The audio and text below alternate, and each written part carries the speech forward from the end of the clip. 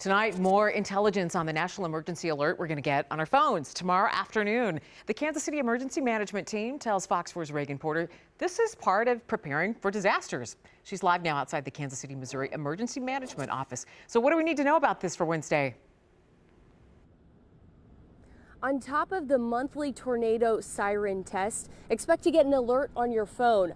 But don't worry, it's just a test.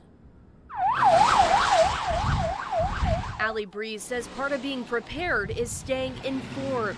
And staying informed is having as many ways to receive emergency alerts that you can. She's the emergency management coordinator with outreach and training in Kansas City, Missouri. On Wednesday, every television, radio, and cell phone in the United States will send out a warning tone, but it's a test. On phones, the message will read, "This is a test of the National Wireless Emergency Alert System. No action is needed." It's set to happen at 2:20 Eastern Time, so at 1:20 our time, and it will last about 30 minutes. And this is to ensure that communication can be reached by all consumers in all media formats and platforms. While intentions behind the National Emergency Alert Test are good, Kayla Waller says it could cause trouble for some. She works at the Rosebrook Center with domestic violence survivors. Waller says oftentimes these survivors have a second phone or form of communication unbeknownst to their abuser, one that will sound the alert Wednesday. Your safest bet would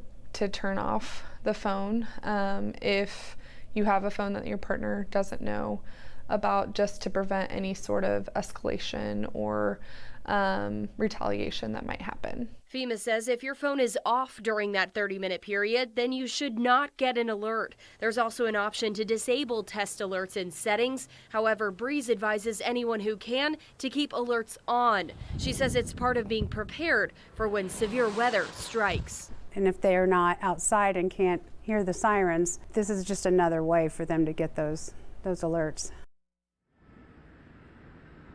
Now, if there's any questionable weather tomorrow, the test will be postponed to Wednesday. Alex, do we have any severe weather to be worried about tomorrow?